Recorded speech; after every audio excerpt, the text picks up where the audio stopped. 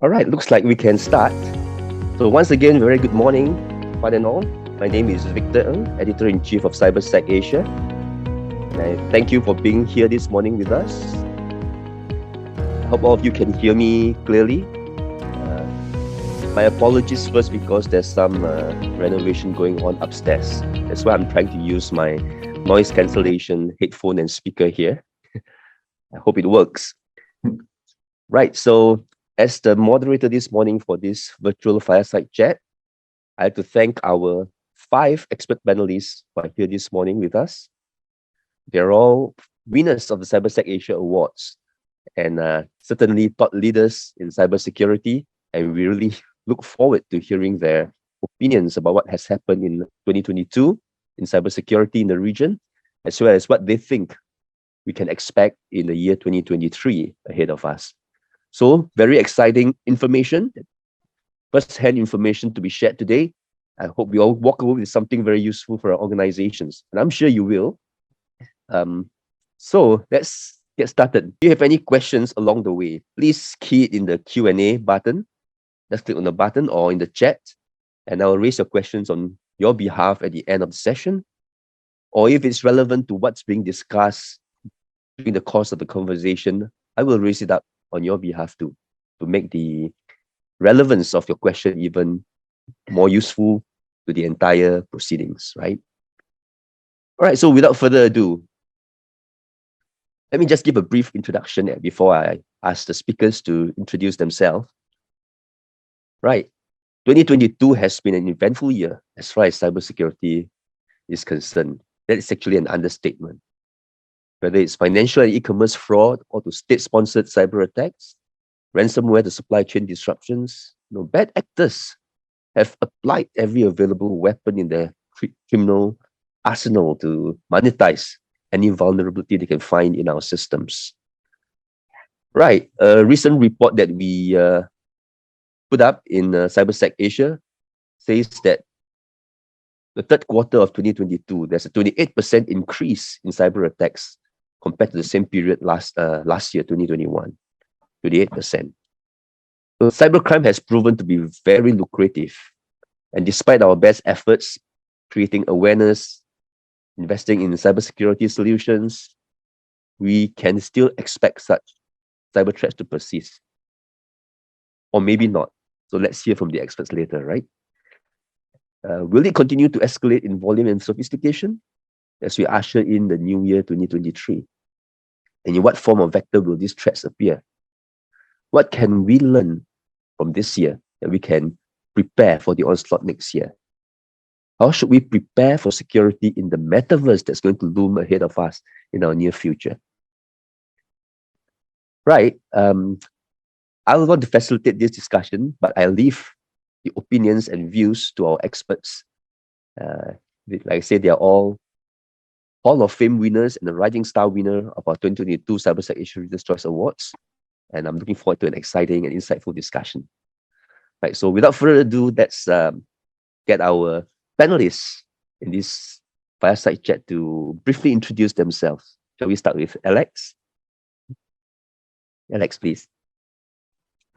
Thank you, Victor. So very good morning to the audience here and also to my esteemed panelists. Congratulations on your awards. So I would like to introduce myself. I'm Alex Tan.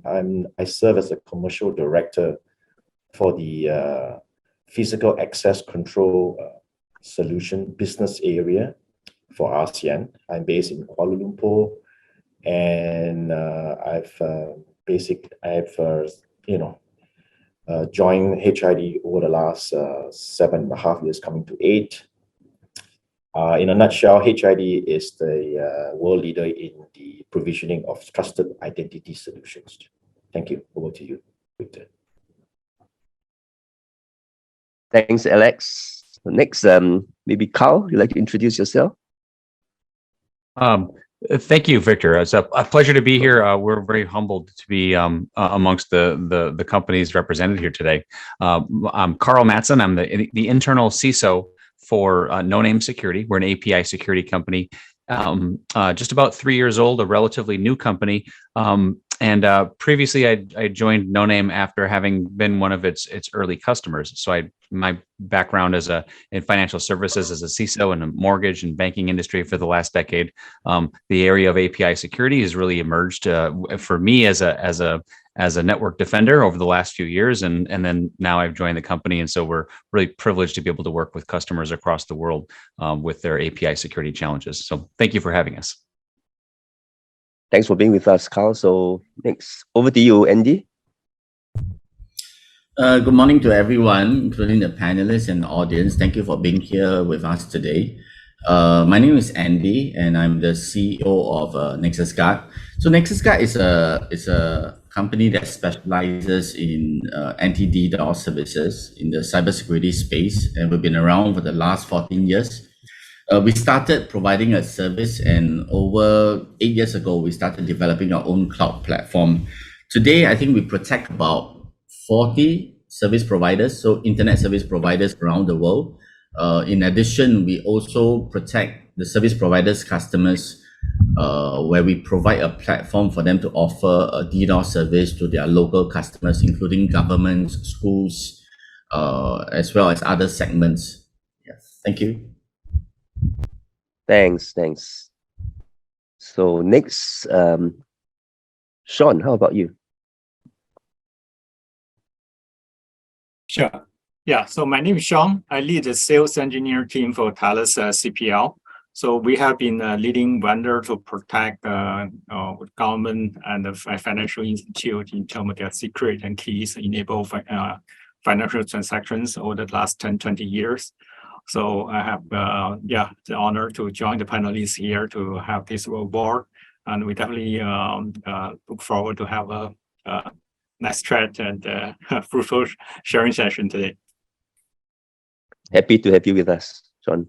So Yeah. Finally, we have Tash. Hi, everyone. First of all, good morning, everyone, and congratulations to all the other panelists for making this all possible.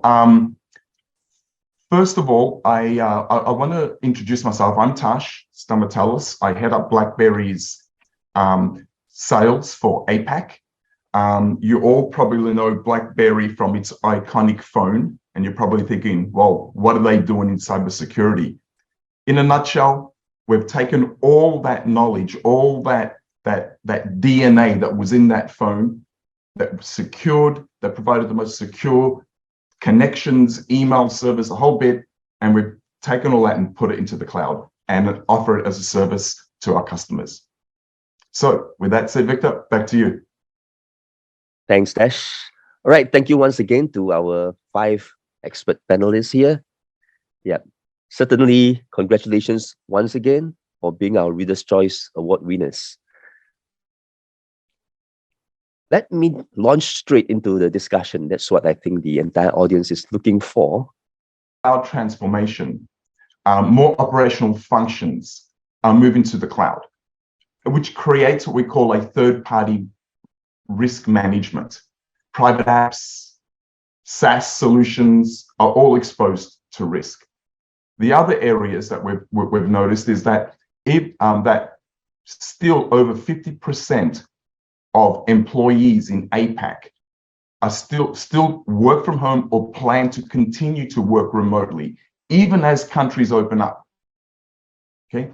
Now, working from home, device proliferation, it all comes at a cost. It comes at a cost because it exposes us to cyber attacks, risks from insecure home networks, risks to enterprises for poorly secured desktops, laptops, smartphones, and other endpoint devices that are not just in the office, but taken home.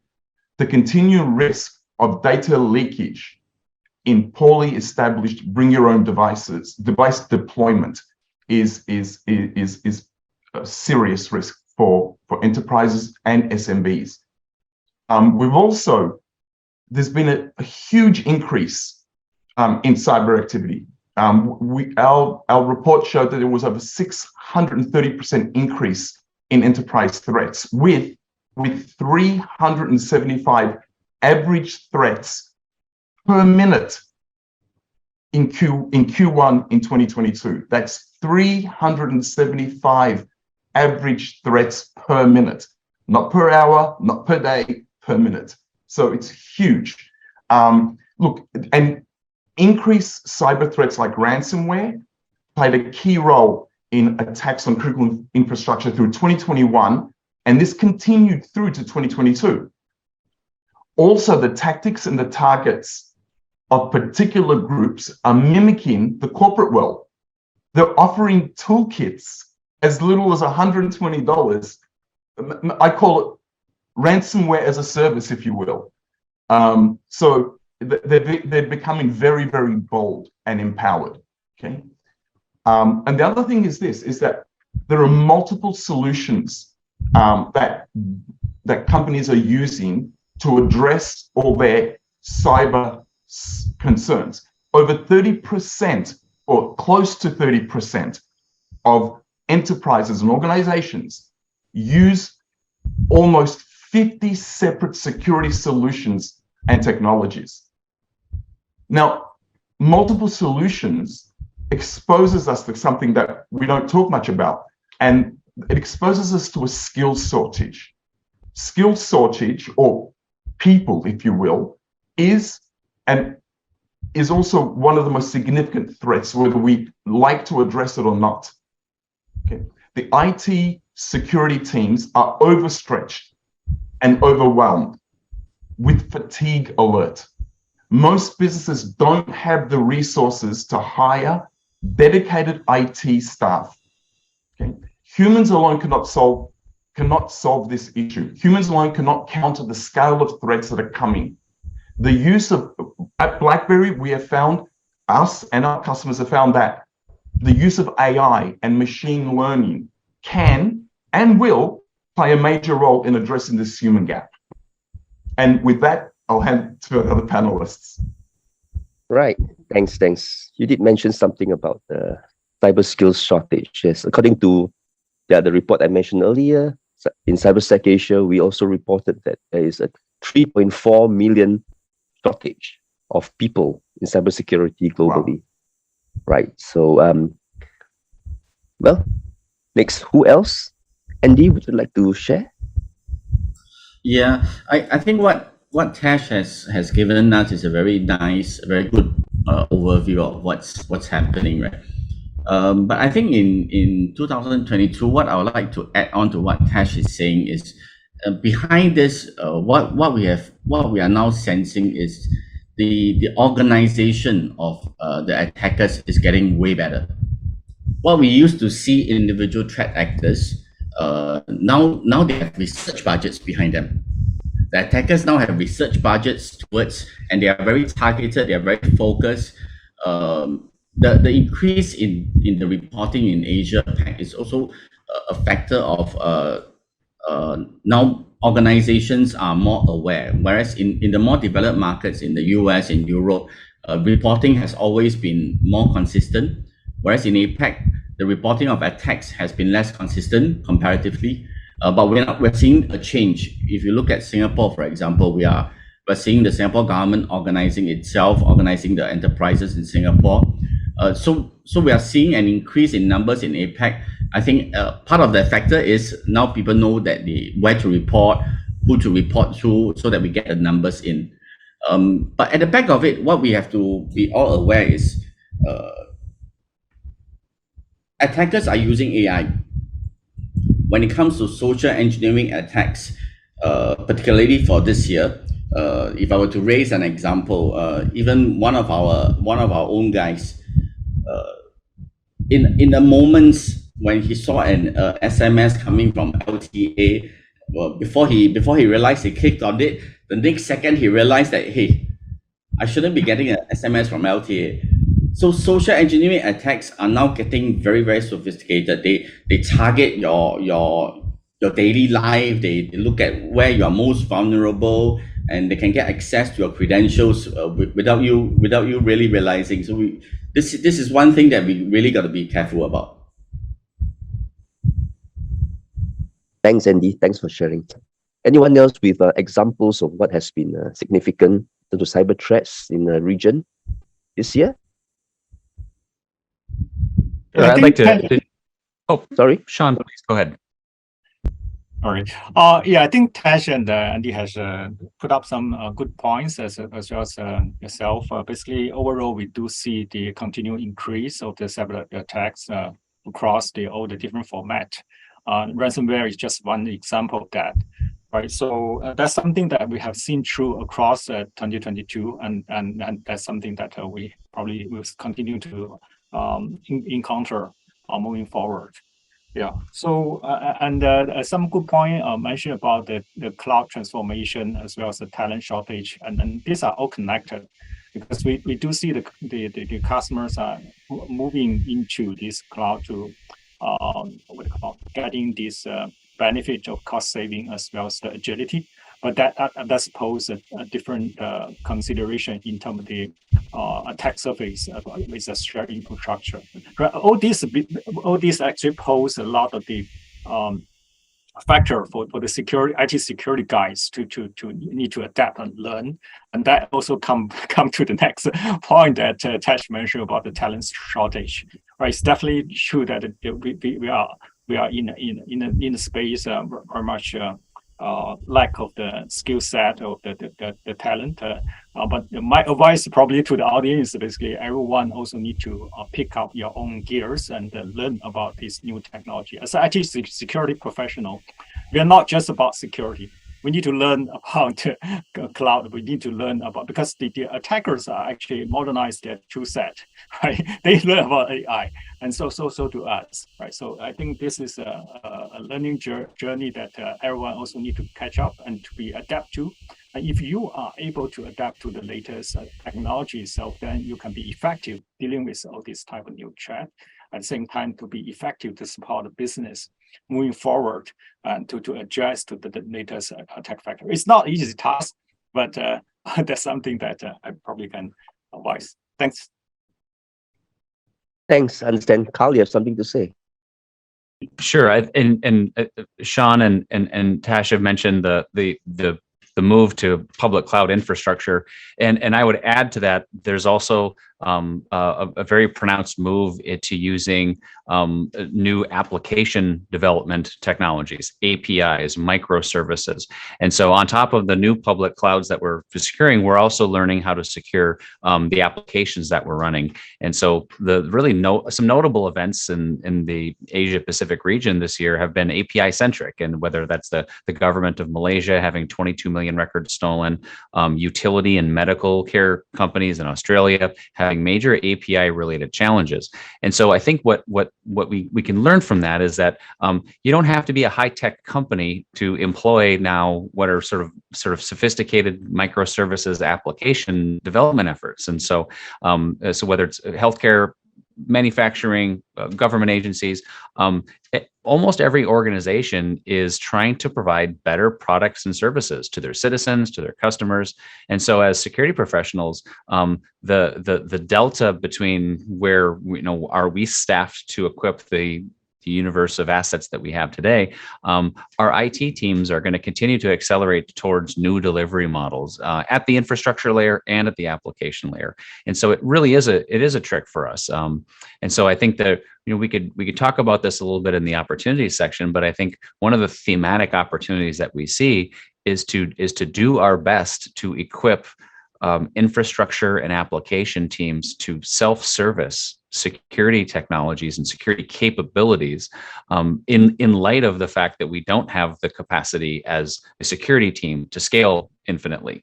And so where we can enlist the partnership of IT partners, that really becomes an enabler for us to close that gap again. And that's really what we emphasize is the distributed community responsibility across an organization, because to Tash's point, the talent gaps are not getting better, they're getting worse. But it is really only through that partnership internal to an organization and external with partners that we can really start to see some light at the end of the tunnel there.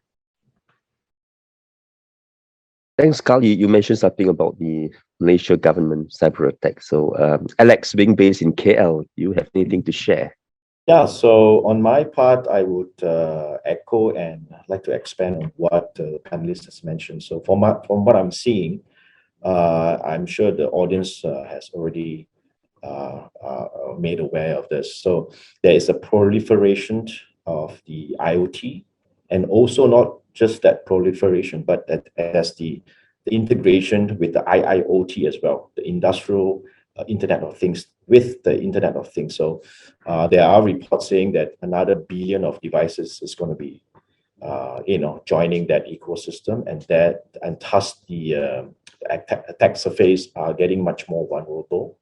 That said, I would also want to add that because of this, the connectivity now come at a cost, expensive cost for every organization. But that said, one of the gaps I'm seeing within the industry is the physical part and the digital part are operated in silos.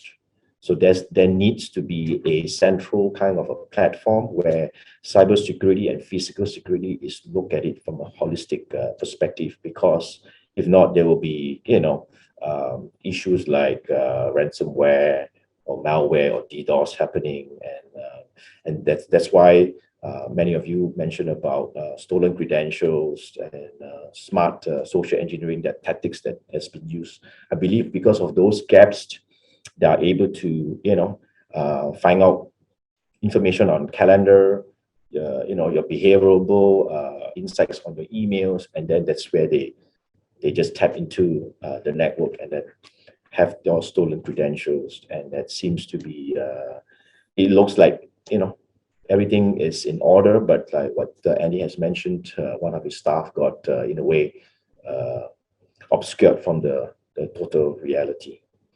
The other thing I want to highlight is identity theft is on the rise, particularly in my trade, because many of these institutions, large and small, particularly the smaller ones, are still using outdated security systems, particularly on the credential side. So, due to that, there are incidents of card cloning issues, identity theft management issues, and hence, that's it. That comes at a cost in millions, because when you look at it not from the monetary perspective, but you look from a branding perspective, it comes at a very high cost. So these are the two key elements I'm seeing within the industry. So yeah, over to you, Victor. Thanks, Alex. Yeah, but have you all seen anything major happening in response to all these cyber threats from governments, or from the cybersecurity industry, or even from end user organizations? Anything worth noting?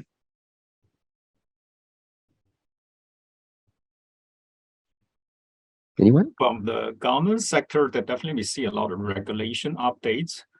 You can see that just last 2 months, there's new privacy laws being announced and published in Indonesia. And in June, I think there's also the privacy laws being published in Thailand. And in Singapore perspective, we have run through those public sector data review measurement. The government has also published relevant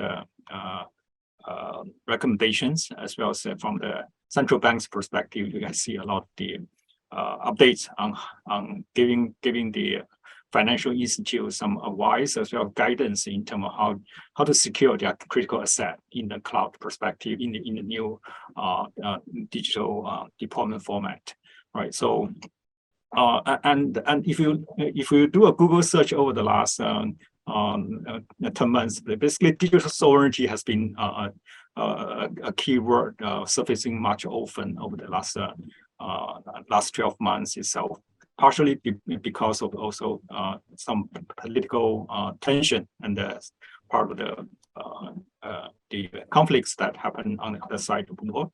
But on the other side, basically, we see the raising of the nationalism and protecting of the digital asset of the as a national security level. That has been very much increased over the last few months, and that's basically what I see from outside, because we work very, as Thales, we work with the governments very closely to secure those critical assets. And definitely we see a step up in the measurement as well as the regulations. Right. Thanks, Sean. If I were to add to what Sean has just said, so he mentioned rising nationalism. I think when it comes to Nexusguard, we're in the business of preventing business interruption, connectivity. For us, what we see is the end of the open internet as we saw it. I think the rising trend of open internet has come to a certain stage. And what we are now seeing is the development of a war garden internet that's tied in with this whole rise of nationalism that's happening. We see Botswana, for example, implementing a local data sovereignty law as soon as next year. In many regions, people are grappling, governments are grappling with the question of if my enterprises or my government is using the cloud, where really is my data? When it comes to DDoS, this is a very relevant question, right? So when I'm attacked, does my country has enough connectivity to face off the upstream attacks that's coming? Does my country have, especially the smaller nations, if they are not an internet connectivity hub, can my country take 1 TB of attack? And where should I offload that? How can I still be in control of that data when I see that type of attack? And that question then falls down to the local FSI enterprises, the local enterprises. How should I regulate that? There is definitely no question about it, a rising trend of regulations that are being, everybody is thinking about how do I regulate all this, right? So I think one of the things that we now see is one of the answers to those questions is I want my local service providers to upskill themselves. I want that data to be controlled by my local service providers. And hence, that's how we operate now. We help the local service providers acquire that capability to be able to be like us, be able to have the technology to mitigate as much attacks as possible locally within their country, so the enterprises won't have to worry about that question. It's all contained, self-contained within the service providers, and the service provider will grapple with the regulatory issues with their local governments, so that we take one layer of issues away from the enterprises. There are like I think what Tash was saying, that there are, when you have 50 solutions implemented in your organization, the complexity now becomes it's an overload. So I think I thought that would be my viewpoint from the DDoS side of things. Thanks, Andy. Anyone has anything else to add about the government activities, industry activities? I think one thing I'd like to add is the concept of zero trust, and the term is not new, but really in the U.S. for regulatory reasons, that's really becoming a philosophical baseline, is to adopt zero trust. Now, whether it's for security reasons or regulatory compliance reasons, and even if you take away any specific technology, I really think it's a really positive move that we're thinking about cybersecurity with a sort of zero trust mindset, which essentially is only trusting those employees joining from a remote location when they're authenticated properly, or trusting third parties and service providers with more sophisticated viewpoint on who to trust and how to trust. And so I think that's a really positive development that I think most security professionals can wrap their arms around, how we can apply that in a very useful, secure way in the context of their organizations. In the US, it is driven by government mandate, but broadly speaking, I think that security professionals probably wrap their heads around a lot of those concepts without a mandate. It's just those are really positive, practical principles to apply in such a wide variety of circumstances. Right, indeed, many governments are now, especially in this region, are now looking at a zero trust approach to cybersecurity. Yeah.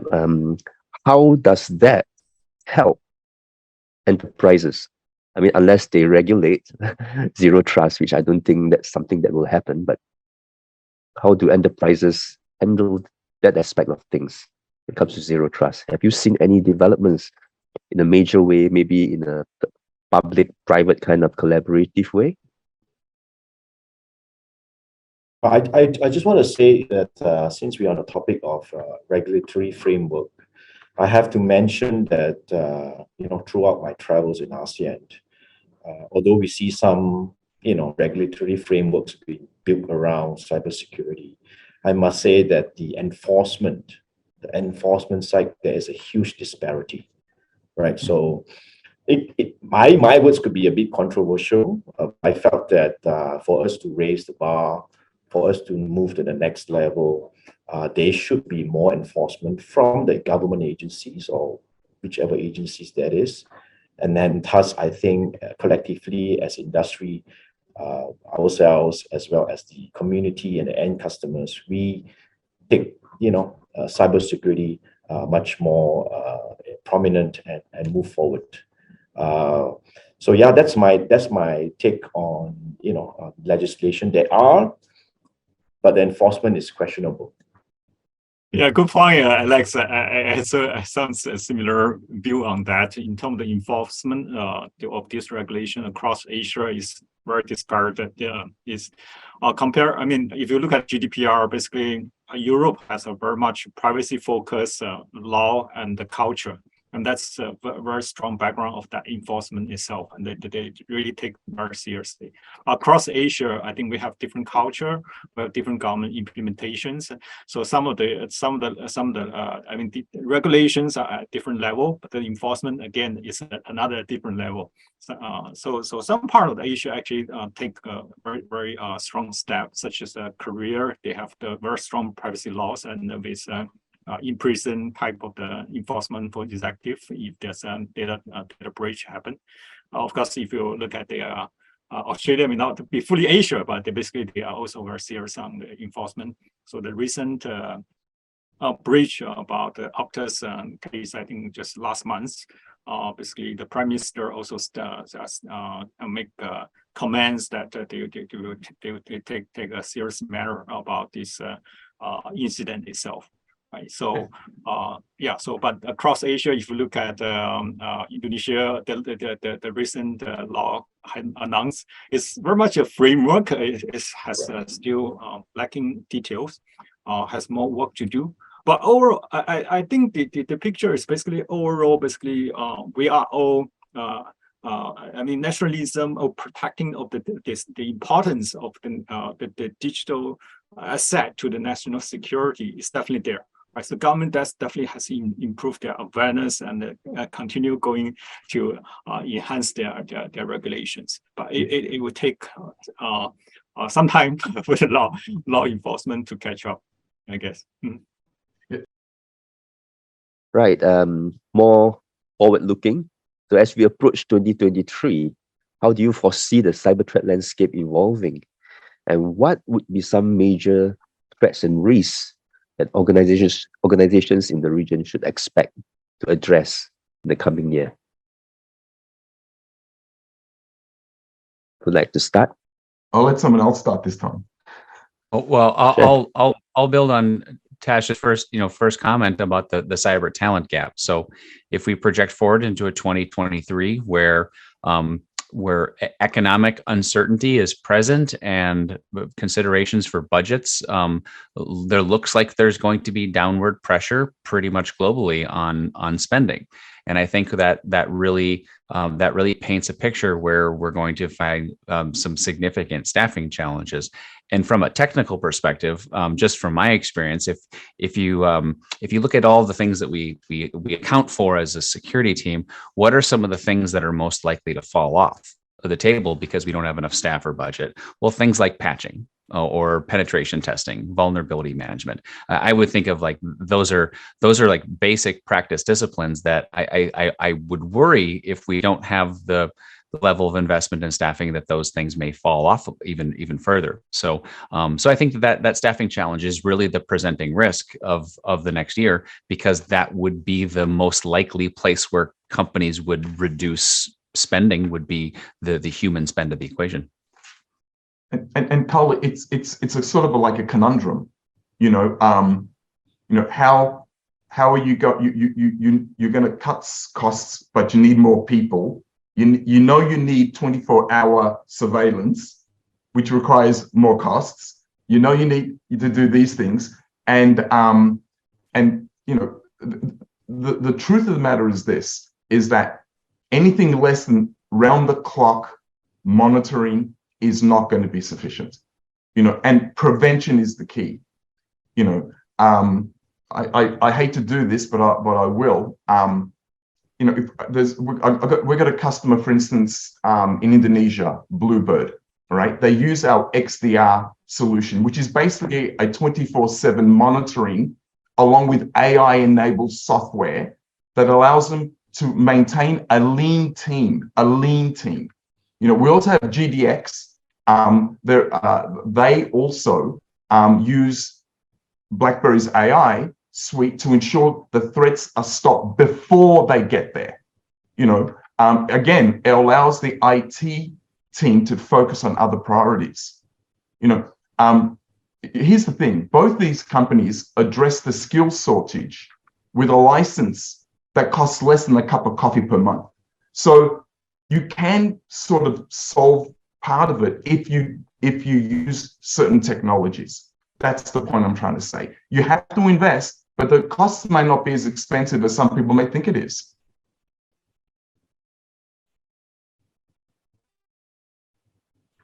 Right. It seems that what's been said so far is that the key issue we would be facing is actually people-centered.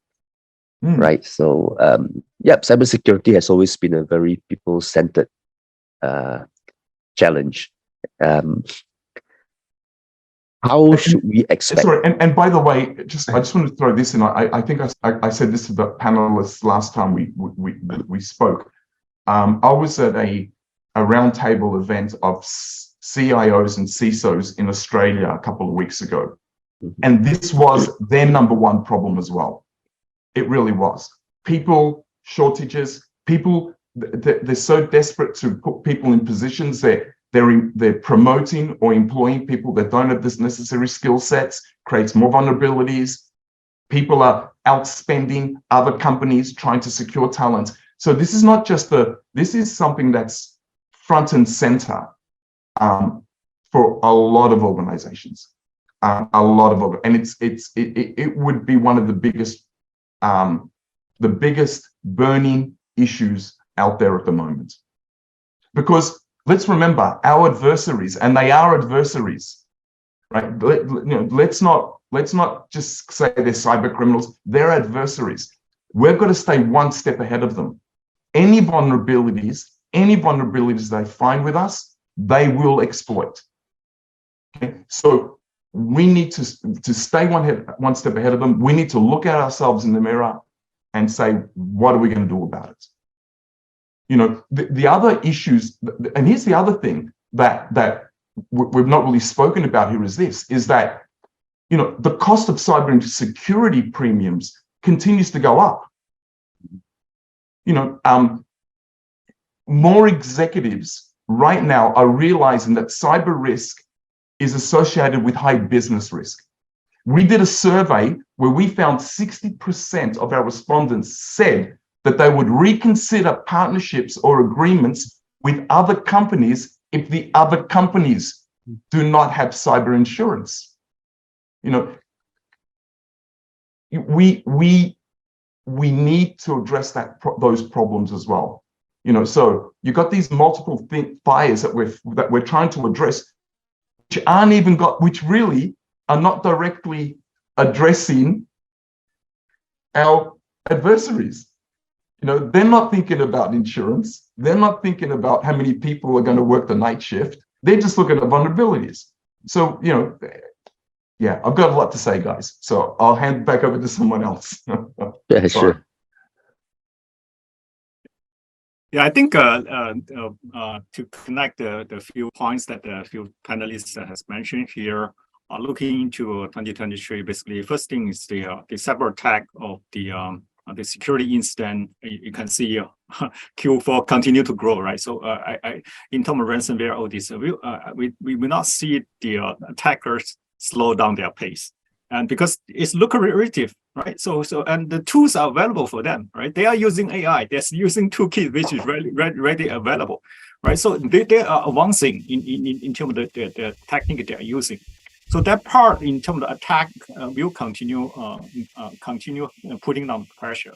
And second part, if you look at we talk about the government regulations itself, the sovereignty requirement in terms of the nationalism, this is also on the rise, right? So from the regulation perspective or from the government perspective, all the governments start to realize digital assets is a very important part of the national asset itself. If the digital citizens' data has been can be misused, just like Facebook can influence U.S. election result, right? So such data is critical to the government itself, right? So that part of the regulation, you will continue to see the pressure going up. I mean, the regulation go up, but of course, across Asia, we will see a variety of the implementation based on the individual countries as well as the enforcement. But overall, you are seeing we are going towards the privacy laws, I mean, leading by GDPR.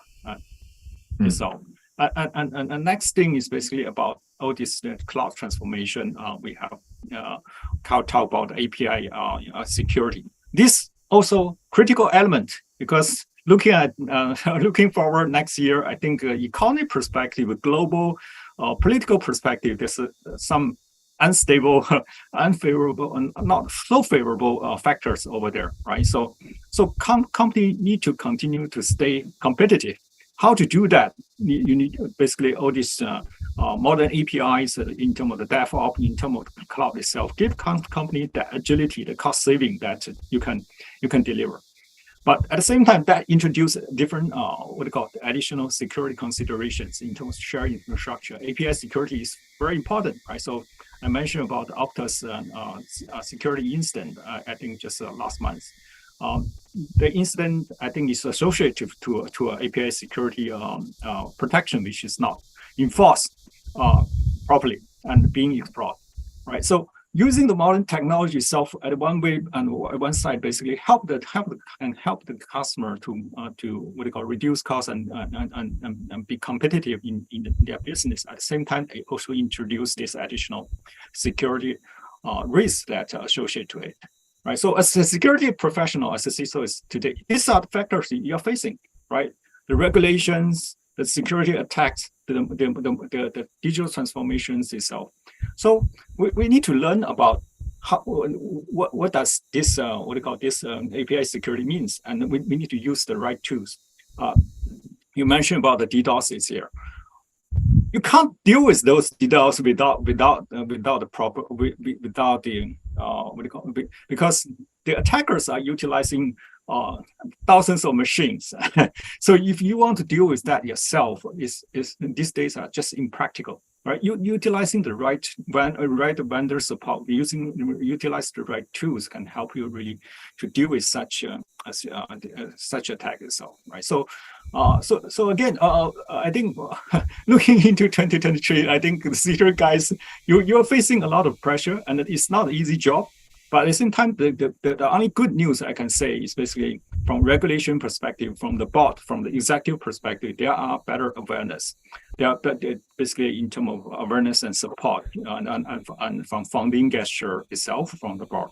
Right, so that's probably something that you can look forward and give a better increment for your team. I hope so. Yeah. Hey, so that's thanks. the viewpoint I want to share.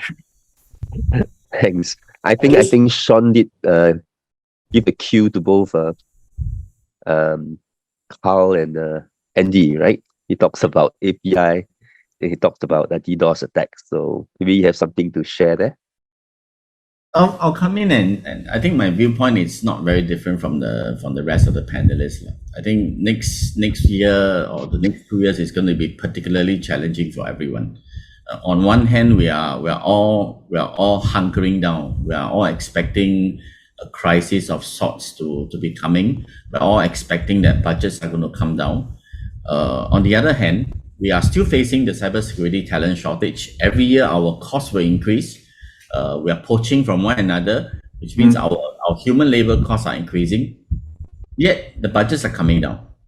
I think here what we are really looking at when it comes to Nexusguard, we're thinking to ourselves, how can we bring that cost down for our customer?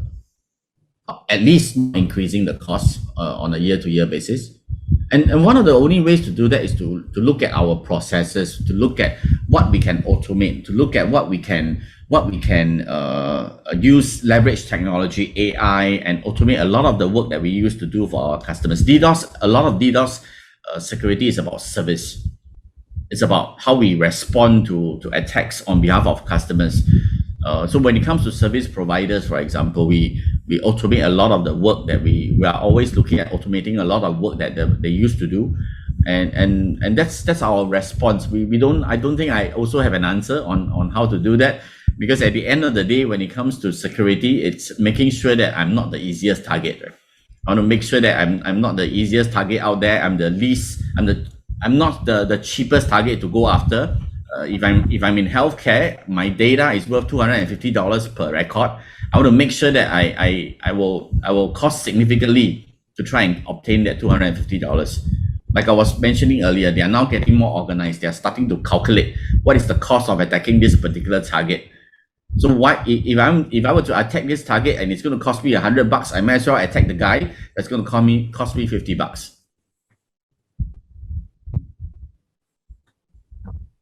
Well, Sean, I want to thank you for calling out API security, and I think, but I think this applies kind of uniformly, which is the outlook of like talent shortage and budget pressures really means that organizations need to ask more and demand more from their service providers. They need to demand more from their technologies, and I think that really comes out in two ways.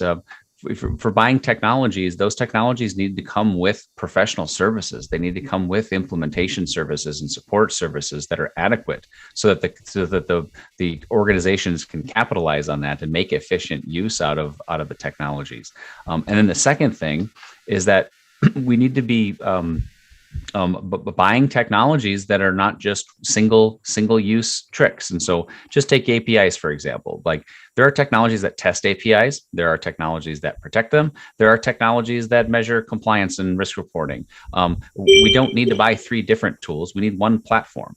Platforms will do well this year, because as buyers of technologies and services, we want to have fewer, we want to choose our friends wisely and ask a lot of them. And that's a healthy thing for everybody, to ask more of your vendors and service providers and demand they provide more products and services. And so that's something that's important for every technology and service provider needs to keep in mind, is that our customers need more. They need more value out of the dollars they spend. They need more miles out of their technology. And Carl, if I can just add to that, the fact that there's some companies, as I said earlier, over 30% use 50 or more different types of solutions. There needs to be a lot more collaboration between the security companies themselves. People need to understand what's best in class, where they need to partner with other security vendors to provide a more holistic approach to solving companies' problems. One of the other areas, and I hate bringing up issues all the time, but this is another serious issue that we've discovered a lot as well. The IT folks in an organization don't often get on very well with the cyber guys. The IT guys have a particular agenda. They've got deadlines, they've got their own KPIs, they need to release apps, they need to do things. And the security guys, they feel the security guys are always going, whoa, slow down, cowboy, let's look at this. So not only do we need to do more collaboration between vendors as amongst ourselves, but there also needs to be a lot more collaboration within organizations themselves as well.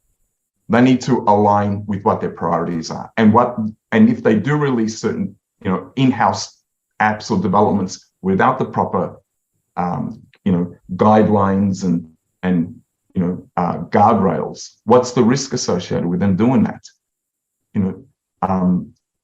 They need expert advice from people such as us on this panel? Yeah, so Tej, just to add on it, so I felt the one of the ways to bridge this is not just to shift the blame game to a community support. So I echo what you mentioned about having partnerships and transparency here. So if these two groups of people, stakeholders, can work together and share information, I think that's what's lacking within the community space. That will help to, have a more quicker response, if I may say so. That's my comment on your point. Going back to the outlook 2023, I feel that things are just going to be not slowing down. It's going to just intensify. In fact, most of the hackers now are getting more brazen, right? Because they have, like what you say, they have larger machineries from whatever ransomware they have garnered thus far. And so, yeah, I mean, with the current talent crunch that we have, it's going to be a tough year for all cybersecurity professionals. But collectively, I think if we can, undertake those points that we mentioned about asking for higher budgets, spending on new technologies. But I also want to add the point that although this is a cliche, it's been mentioned that over and over in many forums. I guess from my point, cybersecurity should not look at it from a tech perspective. It's also about the human and people, human behaviors and people. So cyber hygiene obviously it's critical here, and getting a culture where everybody has this cyber literate efficacy is highly important, because you can have all the best technology in the world, but one single mistake from a human and then everything goes to waste. So I think the combination of both technologies and a culture driven on investments in cyber investments, as well as on our people, is definitely needed in going in the near future of 2023.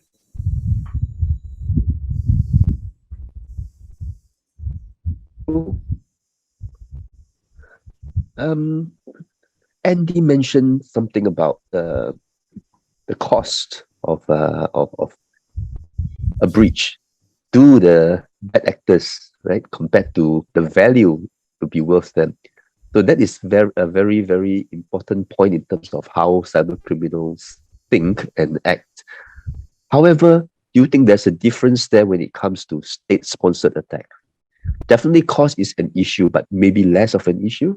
And would you be seeing more of that in the coming year, do you think? I guess that's for me. So I think for state actors, there's a time cost as well. So cost can come in many forms. Like how long does it take to get results? They need to fund their missile program. They need to fund their whatever program. So when you say state-born actors, right, there is a cost. There's a time cost. They need to get certain results within a certain time frame. So that cost, making your defenses stronger, your people more aware, like what Alex was talking about, makes it harder. And there's so many targets out there. Why should I choose the hardest target? Yeah, interesting point. I think I won't comment about state attack, but basically the cost factor definitely is important when we look at protecting our digital asset, right? So whether it's government and also from the enterprise space. So that's why from both the attacker point, but also from the business owner point of view, right? So that's why the digital asset classification is an important practice that the customer will need to run through to understand where is their core asset and what is where is the most sensitive data that they need to have multi-layer of protection. You need to implement defense in depth, right? So you can't just have one DDoS and then the rest of the set at the same level of protection wide open internally, right? So multiple layer of protection is required. Data classification is required to implement the cost-effective protection mechanism. If it's a private keys for your CA, right? So that's that is the most sensitive asset that you have to protect your entire corporate website or signing or authority, right? So that's the asset typically required to be protected with the highest level of security and the higher security model that we like the Thales we provide, right? So typically. But again, understand your different level of asset and implement the right protection mechanism and implement multiple layer of protection based on the different asset value itself. I think that's something that should be in every security, IT security manager's mind. Because if you want to apply a strong security, of course, that's a desire, but it's definitely a cost factor to do that. So as we understand that basically to do that across all the assets you have, it won't be cost effective, right? So classify outside, then apply the different type of protection mechanism. If there's it's a private key, protect it with the highest level of security with certified hardware appliances. If it's a PII data, then tokenization is and credit card tokenization itself is widely adopted based on industry standard itself. Right, so based on different asset level itself, digital asset level itself, implement different protection mechanism. That is one recommendation I would have to be cost effective.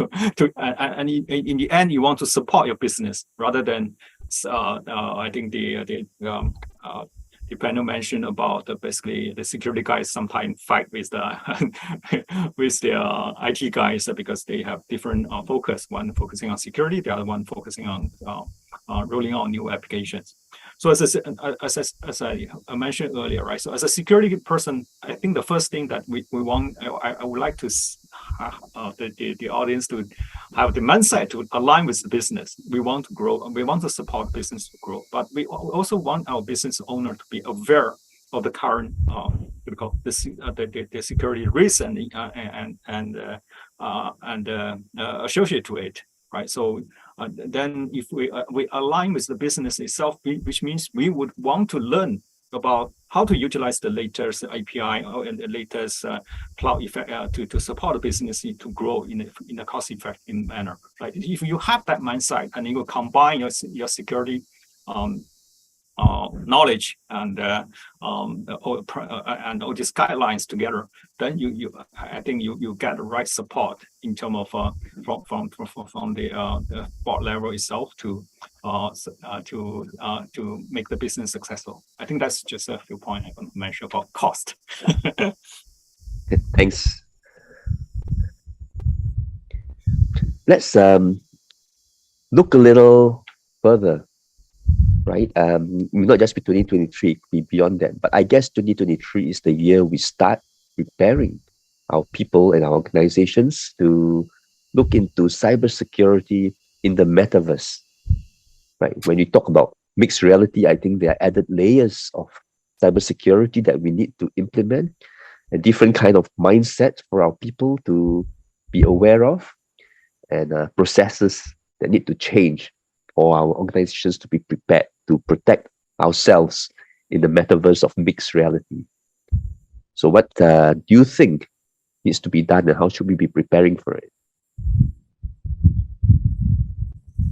Maybe I will start first with this. I think metaverse, I'm not sure how well the audience here understands metaverse or DLT technologies. But here in Nexusguard, we've been looking at it and we've been wondering what is blockchain going to bring forth in our space in cybersecurity. Maybe to raise an example, I think we have all heard a lot about how cryptocurrencies are making people rich, at least before FTX crashed, and the current winter that we are seeing in cryptocurrencies. But beyond that, in the metaverse, I've got a friend, like I think about 2.5 years ago, he bought a petrol station in Polka City. So it's an NFT game, right? And he was making about 10,000 US a month from that petrol station. That's incredible. I mean, when I first heard about it, I was saying that, what do you mean you bought an NFT petrol station and you were making 10,000 US a month from the petrol station, how much do you pay for it? You paid 20,000 for it. I said, my gosh, you're a really brave man. You paid 20,000 for a petrol station that you can't see, and there are people actually coming to spend money, real money, on your petrol station. But that's what has been happening. With this winter downturn in crypto, I think this is a natural evolving thing with a lot of new technologies, but I think it's going to make a big comeback because we are already seeing real applications. In the blockchain space, for example, we see banks actually implementing transactions. They're taking advantage of the fact that you have a blockchain database that you cannot. For hackers, the cost of hacking that database is very, very high. Even if you manage to do it, you will only be exposing a smaller set of data. So major banks are experimenting with transactions using blockchain. The medical industry is experimenting with putting patient data on blockchains. So it's going to come. In the metaverse, what that would mean for most of us is I would have an identity. My wallet is my identity in the metaverse. What are the security implications with that, and what are the potential applications of that? It could mean that any email that I send, I'm able to retrieve it because it actually sits in my wallet. Any instant message that I send, it actually sits in my wallet. It is not with WhatsApp. It is not with Facebook. I own that data. So it creates an entirely different dimension. It creates a different set of issues, and there's a whole lot of potential there. I don't think anybody would have the right answer for that because there's a lot of experimentation going on. When we looked at this space, I think at last count there's probably like 17 or 20,000, between 17 to 20,000 coins that are listed, whether they are listed on centralized exchanges or whether they are on decentralized exchanges. I don't look at the speculative aspect of it, but rather I look at the experimentation that's going on. There are 17,000 different ideas, different experimentations on what can be done with blockchain, and consequently in the future of the virtual reality space or metaverse that we're looking at. I think from our perspective, we are certainly studying what can be the possibilities that would happen there. But we see in some of the biggest potential when it comes to this space is how can we leverage on the fact that with blockchain, data will be more difficult to penetrate and compromise data sets. That will be our direction. So yeah, if I may share, so I will talk on the perspective of a user. So I co-lead the marketing strategy for the region, and I see the metaverse as a new marketing channel for us to build our brand affirmation, having new customer experience, and so it is pretty new. Obviously, there are certain brands, the bigger ones, especially in the retail arena that has assets that they have already been rolling out in that metaverse. It's a Web 3.0, and it's a very interesting proposition for us as a company to invest in this technology. But that said, like what Andy has mentioned, it's a digitalization of oneself. It comes in the space of avatar. So identity management is very important there, and the trust that we need as collectively as cyber professionals needs to build around this has to be in a way. I don't want to put it as bulletproof, but for us to bring that technology to the marketplace, certain new technologies has to emerge, and Fort Knox kind of authentication, maybe zero trust, would be a good place to use because multiple transactions are happening it's a very immersive place, and things like this or behavioral biometrics can be applied there. So, but yeah, just to share with you on my outlook on the metaverse, it's a very interesting proposition for us to grow our brand in that space. And can I add? I really liked what Andy shared. Also, 17,000 experiments. When we look at technical innovations over the last 50 years, from the internet to social media, whatever that innovation is, I think the only safe assumption that will hold on the metaverse is that the users will decide how to use it in a way that the designers of the technology did not intend. And so that's the whether it's the marketing firm who comes up with a creative way to build a customer relationship, or it's a child using it to cheat on homework, you name it. The users will come up with ways to use the metaverse that none of us have conceived of yet. And so I think it is imperative, especially for most of us, we're of a certain age. It may not be our first inclination is to go put on the headset and find out how it works and start living in that universe. But we really do need to have those people on our IT and our security teams who understand the social dynamics of the metaverse, so that we can begin to see those trends and new activities emerging and adapt as we go along. Because the younger generation is going to create adaptations in the metaverse that just none of us have conceived of, and that will be something 2 years from now that we'll all have gotten all used to. But we're not ready for it because the users haven't started it yet. No matter what the tech companies intend, the users will have the final say.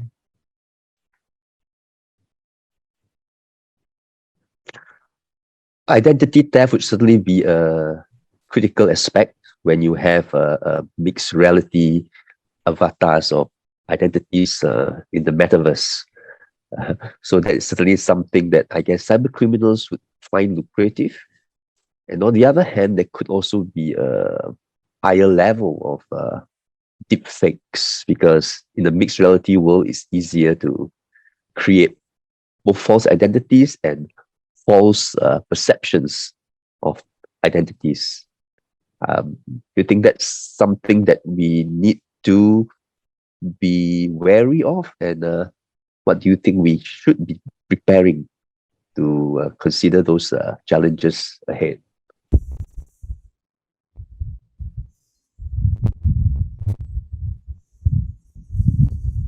Well, I like I mentioned earlier, identity theft and identity management will be the key enabler for this ecosystem to thrive. Us, that's something to learn about using this virtual reality as a tool for marketing or and so on and so forth. But I think just two key points that panel mentioned. One is about the identity, right? So you mentioned about the how to secure your identity in the digital world. Is this zero trust make much more sense in the metaverse or the virtual reality itself. How do you secure your identity, right? So with strong factors or multi-factors, and what do you have to secure your identity? I think that's the first item you need to seriously consider about. And secondly, I think all this metaverse is also the asset is very much built on the blockchain or something similar to the cryptocurrency. So cryptology is very important, the framework to support all these transactions. And if you look at blockchain itself, it's not just about metaverse, but it does underlying enable secure business transaction to be function. And that's something that really impact the whole financial world. If you look at the last few years, I mean, the banks, the nationals has been starting to testing about digital currency, and know that the impact actually is profound, because the banks realize that people can transact using cryptocurrency without relying a central without a bank, right? That is like, if you look at that is actually what is the bank do, right? So I think that impact is actually profound from that perspective, and underlying is all supported by crypto. and cryptology in terms of how this and then your keys are basically so that's the second question is basically how do you secure your private keys itself, because if you lost your private key, you lost your asset, digital asset, right? So there are cases that basically people lost those keys after 10 years. That become tens of millions or hundreds of millions cannot be found, right? So basically, how to secure your digital identity in the virtual world and how to secure your digital asset. I think that's a very important questions for all of us to study. I think the one thing I have to add is when we talk about the metaverse today on the panel, we're talking as if it's one metaverse. But what we are seeing now is a competition between different lands. You have Decentraland, you have Sandbox, you have Facebook's version of metaverse, you have the crazy monkeys, Bored Apes. They are also selling land, right? So when it comes to identity theft, if I were to talk about the Bored Apes NFTs, right? If you're walking around in the Bored Apes decentralized metaverse, you walking around there, if you have purchased a $10 million crazy monkey picture and you are walking around with the NFT in that metaverse, there's no question that is you. So you can't steal the identity. But who's going to go into the Bored Ape land to find you? Would that be that metaverse that everybody's going to visit? That question is unanswered. Nobody knows. But I think Sean definitely brought up a good point.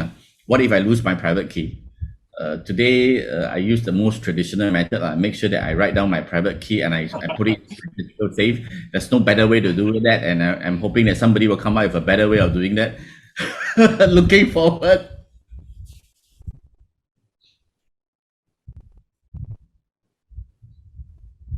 Yeah, I think you have a good point. Basically, the metaverse is not interconnected yet, right? So basically, each of them have built their own blockchain or crypto authentications itself, but the each of other they are not authenticating.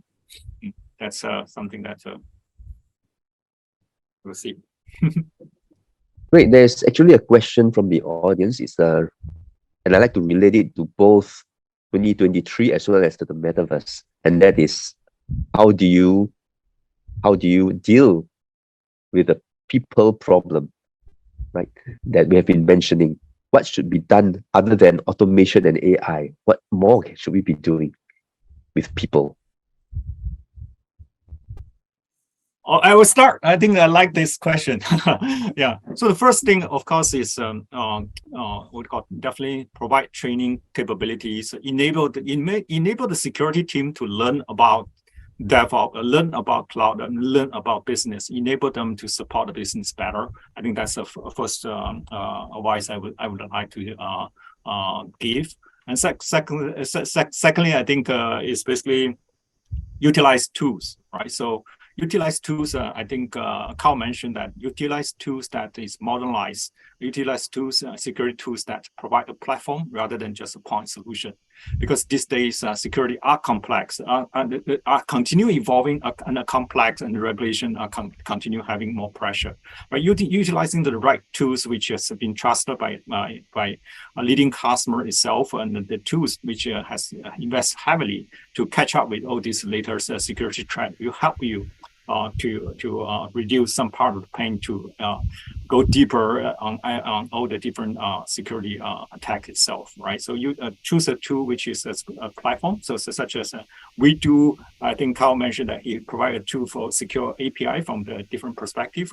We provide data security from the different perspective, tokenization or key management and so on and so forth, depending classification level, right? Choose tools that basically provide you enterprise capability as a platform. I think that's probably two advice I can give from my side. Thanks.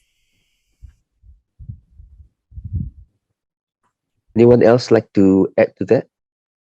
I think at our end, for Nexusguard, we have always faced the challenge where the banks will come in and hire away my security operations center with a 50% pay raise on an annualized basis. Every year, the headhunter will call us and say that, hey, you know what? I'm so sorry, but I got to take two of your guys again. This bank is offering another 50% pay raise. So for us, it is inevitable that we have to build in a training system to make sure that every year we are training fresh grads out from school, train them to be able to work proficiently in the security operations center. So we have to train, practice, and assess, and we have to automate our training as much as we can. So we built our own learning management system, and as we scale, we open up our training to service providers. We open up our training to enterprises as well. I don't think this is the perfect answer, or in no way I think that our answer to the problem of people is the comprehensive answer, but this is our approach to the problem today. I just want to add that because of the talent crunch that we're seeing, companies should look at working with a third-party company to look into their, in their process of fortifying their processes, their systems. So it's going to be a tough year for many organizations. So do scout for a partner that you can work with. The other thing I want to highlight, since this question was brought up, is security should not be just on one level, right? It should be encompassing subject matter to everyone. So it's easier said than done, but I think if you have those engagement built in with your people, getting training to them, having talks on cybersecurity, building a culture of cyber resilience within the workplaces, that helps. But it's an ongoing battle, ongoing process. There's no quick fix, but every little help, will help to actually mitigate some of this major risks that we are seeing. One thing I'd like to share too, almost every year for the last 10 years, in some capacity, I've sponsored interns from universities to work in my organizations. And each year in the last 10 years, I generally sense that I'm more and more impressed with the level of basic technical proficiency of an average college student who's a junior, computer science or otherwise. So I'm pretty optimistic that like the barriers we set to entry to the cybersecurity field, like a CISSP certification and 5 years of experience, I'm pretty optimistic that that's pretty unusual to actually be necessary, because we do have a generation of people coming through universities who are very, very technically proficient. They're not security professionals yet, but there's an enormous amount of raw talent there, and in a generation of kids now, students who've grown up on the internet and grown up with computers. I just feel like there's a readiness and a capacity that if they want to be in this field of cybersecurity, I want to say yes to them. I don't want to I shouldn't be looking for a reason to say no. I should be looking for a reason to say yes, because I do have a lot of optimism that students in college today are just so superior technically to most of us when we were that age, that they will make for amazing security professionals if we give them a place to start. Carl, you hit the nail on the head, mate, because interns, we used to go to some of the colleges and universities, set up a little booth. People who may not have even thought of cybersecurity as a career. Surprisingly, they were on board. They were sold the vision. And you find that when you get a lot of these interns or these people that you give an opportunity to, what happens is they give you a lot more loyalty, and they stick around longer. Retaining, I would rather do my best to retain someone, not by trying to match what someone else is offering them for money. If they want to go for the money, they go for the money. I'd rather look at other ways to retain them. Career path, development programs, external trainers to help them develop as an individual holistically. Let them understand what the bigger picture is. Quite often people are pigeonholed in this industry. Their job is to do this, and that's all they do. And I would go mad and I would leave if I was to do something like that. So we need to have a bit of empathy as well, but retention to me and developing top talent is the number one goal. Besides recruiting young, energetic, and hungry kids. I would hate to be looking for work in today's world. I think I had it lucky when I was looking for work. It's not as easy as we think it is for them. Some kids and some university students, they just need a bit of direction, and doing, setting up a stall or a little booth during these university days and stuff is a great way to recruit people. Thanks for all that input and answers to our audience questions. Alex, you have something to say? No, I just want to say kudos to both Tash and Carl, for getting interns into their organizations. I think collectively as a community, we should also do likewise to build a path for them to move into this field. But yeah, I just want to congratulate them for doing this. Great. I'm sure we'll be able to do more in the coming year. Noting that in our report, there's a 3.4 million gap in the cyber talent crunch that we're experiencing today.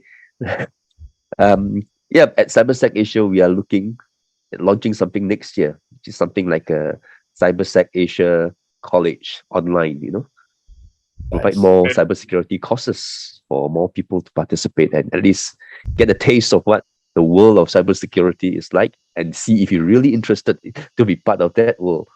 And I'm sure we can work together to make that happen. Right. So we are nearing the end of the session. Please, any last words from any one of you, please, or anything on your wish list you'd like to share so that we could all look at next year. Anyone?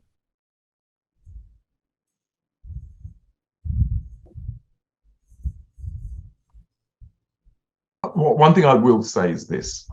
Sorry, guys, I got to say, although we talk about, unfortunately, the business that we're in is always dealing with what we call the negative. We're always fighting cyber criminals. We're always, but what we're doing is actually good work. You know what I mean? What we're doing actually has purpose. We are in the front lines of stopping the bad actors. We are protecting not just governments and corporations, we're protecting individuals. We're protecting our children, we're protecting our families, we're protecting, we've got to remember that although, yes, we are in the business of cybersecurity, and we're always, let's take a step back and pat ourselves on the back, because we do make a difference. That's all I got to say. Great point, Tash. I think, I think as a security professionals, we do play a very important role to not just protect your enterprise and protect the entire society, right? So it's not an easy job, right? But for the younger generation, but if you have the right talent, this is definitely a field there's a lot of depth you can go into. You should be proud of what you should be proud of what we do, and people should be proud to be in this segment.